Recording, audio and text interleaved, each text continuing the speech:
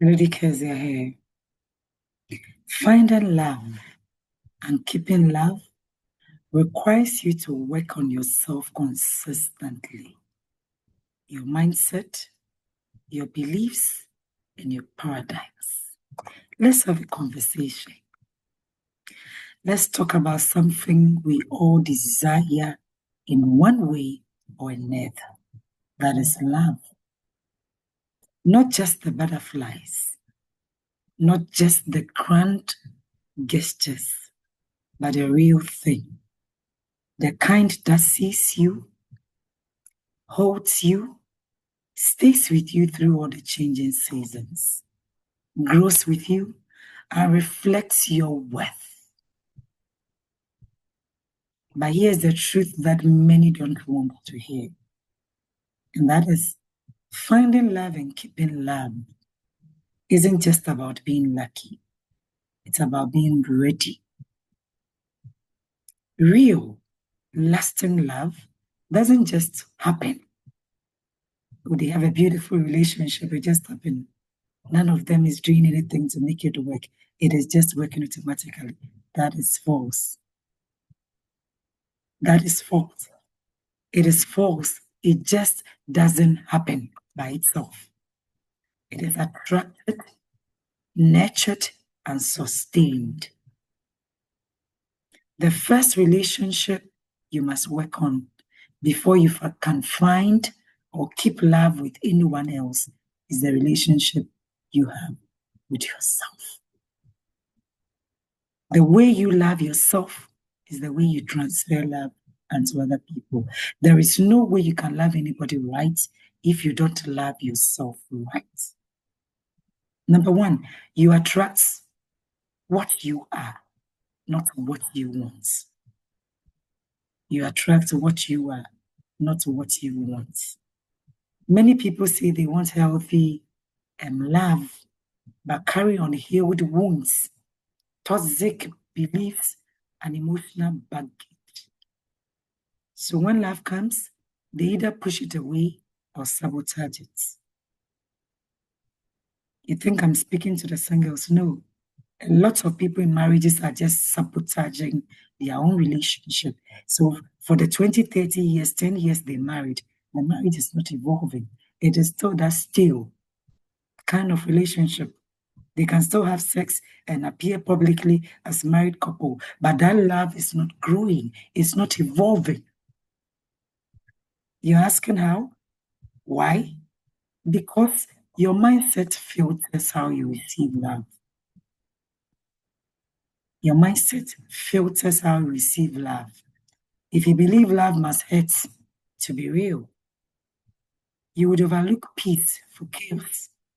That is why you see a lot of people living, good relationship and going for chaotic ones because they think that is fun, that is alive.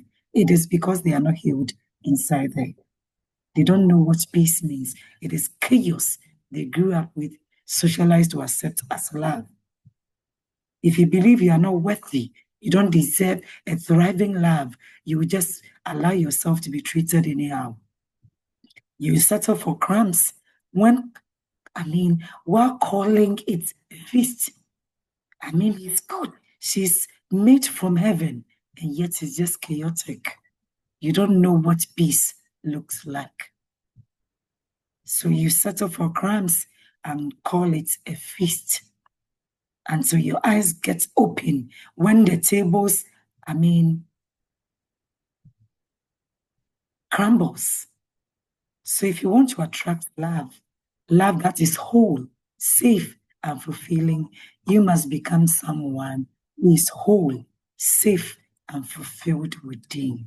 Even if you are married, even if you are in a committed relationship, once both of you get healed within, whole, safe, and fulfilled within, you can then transfer that onto how you treat your partner. Number 2, mindsets need maintenance. Yes. You can't walk into love with outdated mentalities and expect it to last. If your view of love is shaped only by what you've seen in broken homes.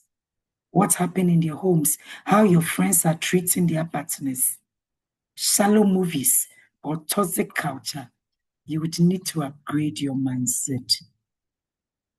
Because you're not married to your parent. Your husband is not your father, and neither is your wife. So all what you saw growing up will not work on the partner you are with. And that is why mindset needs to be updated. You need to upgrade your mindset. Love requires emotional maturity, not just emotional chemistry. The chemistry itself, you can destroy it if emotionally you are not growing and maturing. So ask yourself, do I believe love is mutual and respectful? Do I see love as partnership, not possession? Do I believe I'm deserving of love that doesn't require me to shrink, suffer, or prove myself endlessly? Asana, also love, you have to make it work at all costs. Then that is not love. It is something else. Number 3, challenge your beliefs and paradigms. I wish you had a copy of my Getting Married and Staying Married. We pick paradigms all around us. But at a point, you would have to challenge your beliefs and paradigms. Why do you treat your partner the way you do? It is because of what is in here. If it doesn't change here, it won't change in your heart. And if it doesn't change in your heart, it won't change in your actions.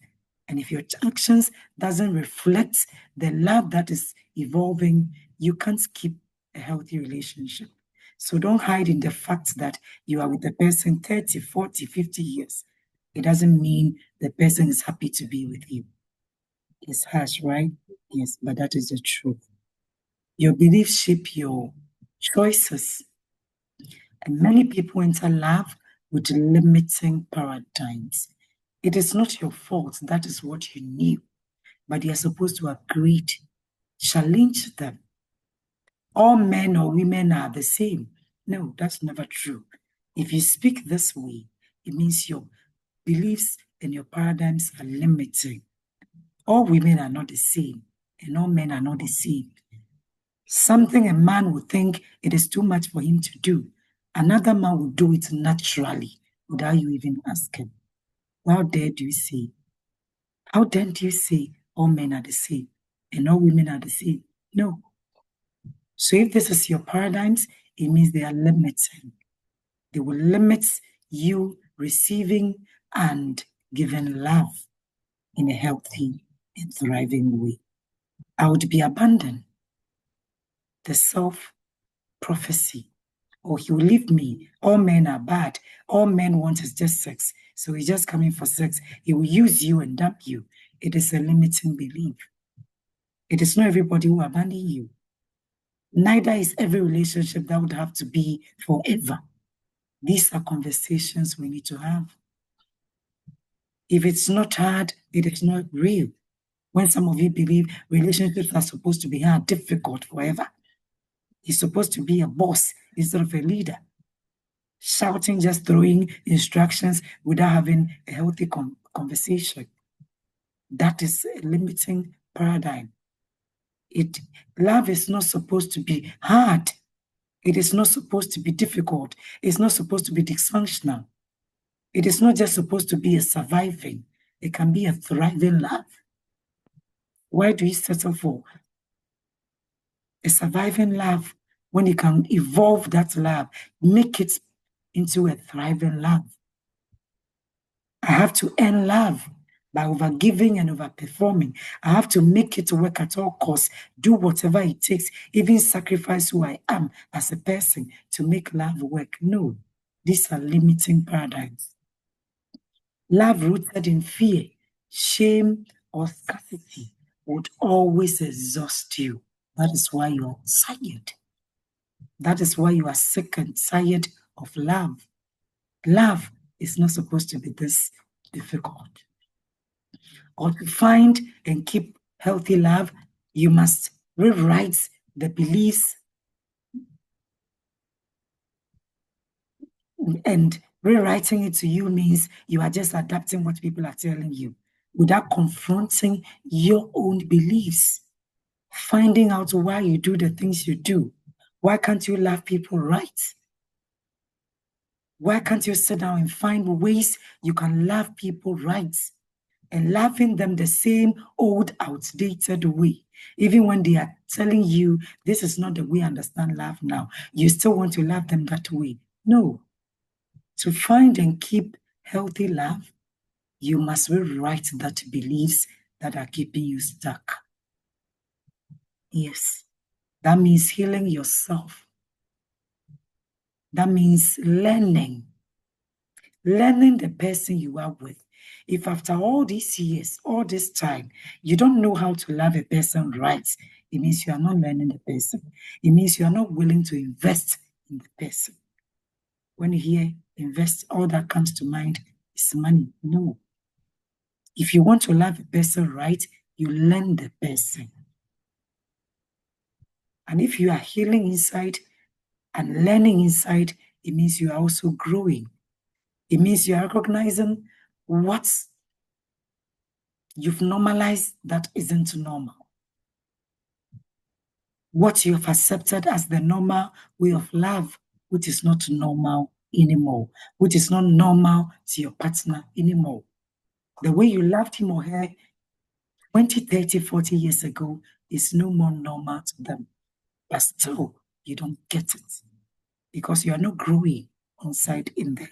You are not learning and you are not recognizing that that is no more normal. It means unlearning survival love so you can embrace sustainable love.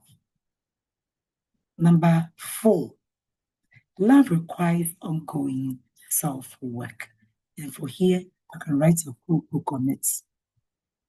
Even after you found the love, so in your case, you are married, even after you found the love, that is, if you married a person you love, many of you went into marriage with a lot of issues that do not wash anymore. You want children. You wanted a good person who would mother or father your children. Now that you have children, what's next? Now that the children are grown and even they flee the nest and it's left with the two of you, what's next? Was marriage all just about having children? That is why your soul is depressed. Was marriage just supposed to be all about having children? All you wanted was a man who cared for you financially. Now that you can provide for yourself everything you need as a woman, what happens to that marriage? So even after you found the love, keeping it requires continued self-awareness. If all you do was to find the love and not working on that love, you can't sustain it. And the fact that the person has accepted to be with you doesn't mean he or she is happy with you still. It means learning how to communicate with empathy, how to set boundaries without guilt, how to be vulnerable without fear, and how to love someone without losing yourself.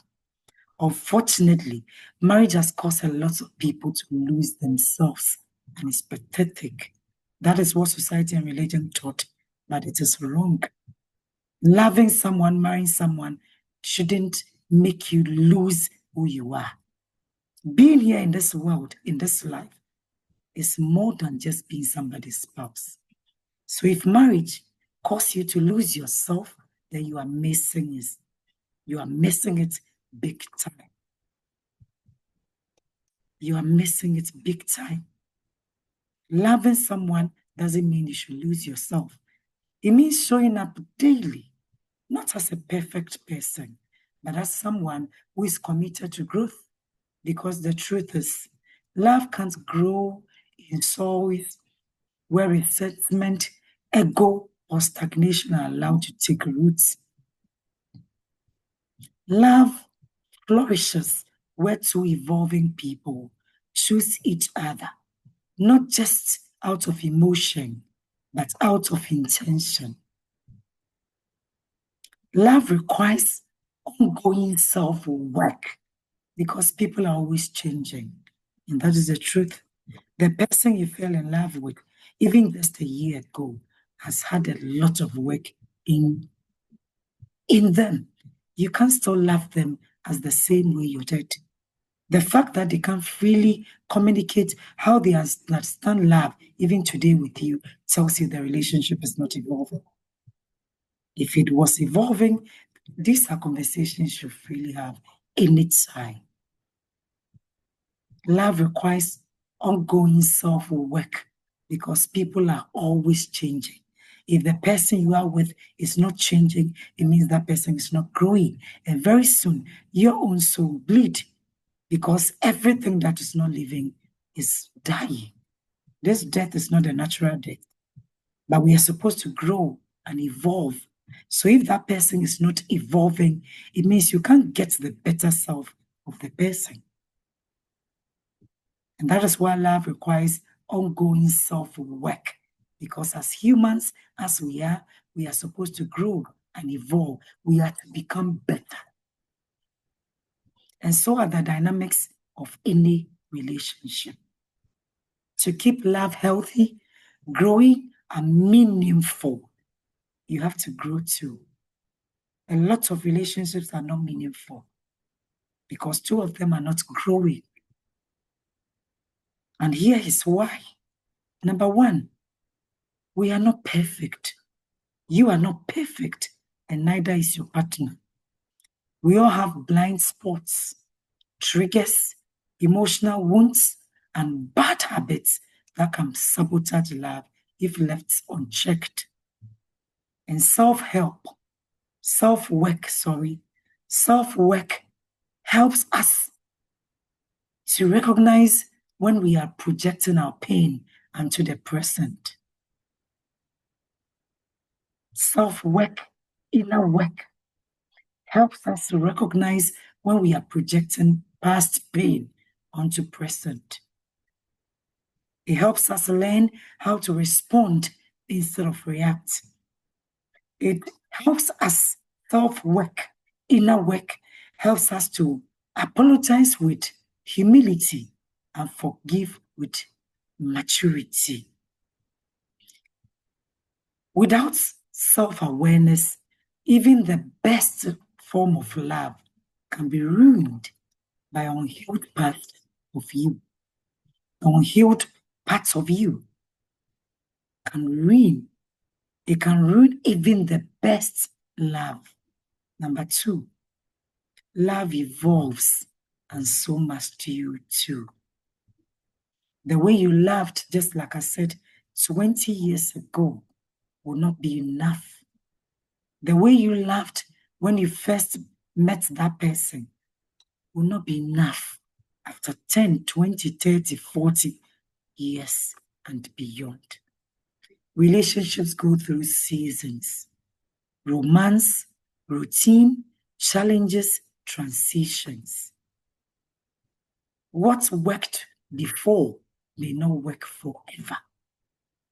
And it is self-work that will help you and I to adapt and stay connected as the relationships mature.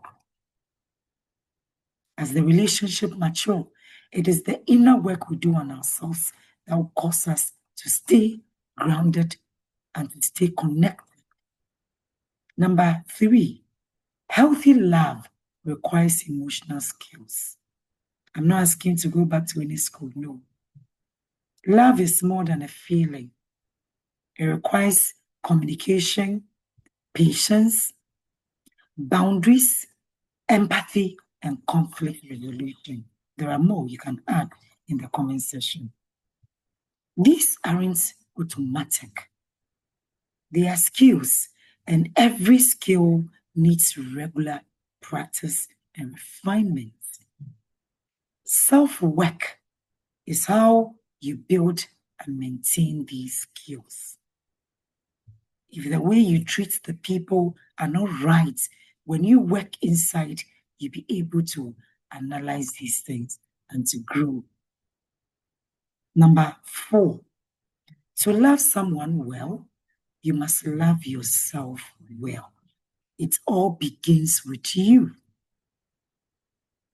When you neglect yourself, you eventually become emotionally drained, resentful, insecure, and needy. And none of these allows love to thrive. Self-work reminds you that your relationship with yourself sets the tone for all other relationships. A whole, healthy version of you is better equipped to love without losing yourself. Number 5, life will test your love. Life will test your love. Unexpected stress, grief, financial strain, illness, career shifts. Add more in the comment section. These things can shake even the strongest love. And self-love, self-work builds resilience. It helps you show up grounded and centered even when life gets hard. It prepares you to support your partner without abandoning yourself. Yeah. It prepares you to support your partner without abandoning yourself. So, in summary, love requires ongoing self-work, inner work, because real love is not passive, it is intentional. You can't stay in one place emotionally and expect your love to survive and thrive. No innovation, nothing. Just the same old way. And still you expect your love to thrive. No. You can't stay in one place emotionally and expect to have a thriving love. No. Self-work is not selfish. It is how you protect the love you found, honor the person you love, and become someone who can love deeply, honestly, and love well for the long haul. If you therefore want real love, the real work. Work on your wounds, challenge your beliefs, upgrade your mindset, hold yourself accountable too. Because love, true love, it isn't found in the fantasy. It's found in the foundation you build within yourself first. Be the kind of person that the love you dream of would be drawn to. Be that person that the love you dream of would be drawn to you. And when you find that kind of love, after you've done the work and you are ready to continually do that work,